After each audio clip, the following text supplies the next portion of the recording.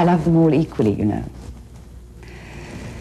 So you can see why I'm having a hard time deciding what to do. Do I sell the business and give the kids the money?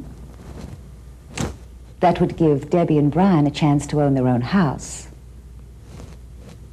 But would that be fair to Brad, who was working so hard in the business these days? Or do I keep the company and divide up the shares equally? That wouldn't be fair to Brad either, because he would have to bear all the responsibility for running the company and could easily be criticized if things don't always go so well. And then the other kids could easily kick him out by simply taking his share takers vote. So that's not so good. Perhaps the fairest thing to do is to decide who needs what and divide things up according to need. But that would be a problem, because Debbie and Brian, with that third baby coming along and teaching jobs pretty rare, need a lot more than Martina and Brad. And then there's Jeff. Maybe if he had some cash, he'd stop that drug taking and build a new life for himself. So maybe that's what Harold meant. Give the assets to the kids who need it most. That's what good parents do, isn't it? Or maybe he meant the kids should have opportunities instead of money. He was always talking about kids having things too easy and getting lazy.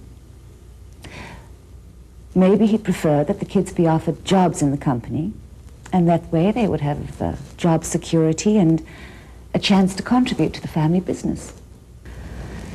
Gee, I wish Harold was here to help me with this. It seems that fair means different things to different people. Maybe the fairest thing is to give the kids nothing. And that way they would have to make it on their own. So maybe the company should be sold and to the employees, and the money given to charity or to the Heart Foundation. Harold, you left me with a tough decision. I wonder, was that fair to me?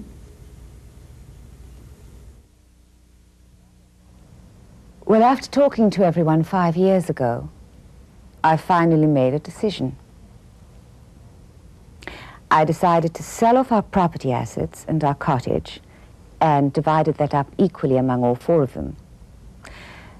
Well, after taxes and legal fees and such, that meant that each one of them got $60,000. For most of them, that money was gone within a month as they paid off debts, fixed up houses, bought new cars. Funny, in our day, we probably would have invested it or saved it. Then I decided that the business should continue, so I divided the shares up equally among all four of them. Mind you, I told them that I expected them to respect Brad's ability to run the business and to get along. Of course, I've always tried to teach them that. Well, things didn't turn out so well. Last year, Brian, Debbie's husband, the history teacher, decided he didn't want to be married anymore. Too much responsibility, I guess, and went off to Italy to do some work in Italian art history. His divorce lawyer made sure that he knew his rights under the Canadian Family Act. So Brad had no choice but to sell off part of the company in order to pay him out. And now that Debbie was on her own with 4 kids, she also needed some money.